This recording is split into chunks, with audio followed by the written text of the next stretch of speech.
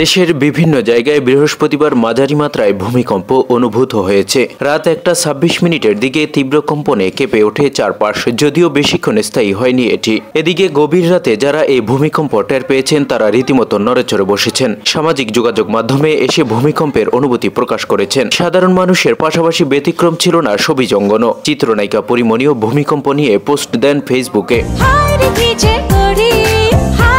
তিনি লিখেছেন, আমার এমন ভার্টিগো যে ভূমিকম্প টের পাই না। আমার সারাক্ষণই এমন ভূমিকম্প ফিল হয়, এমন অসহায় লাগে এসব ভাবলে।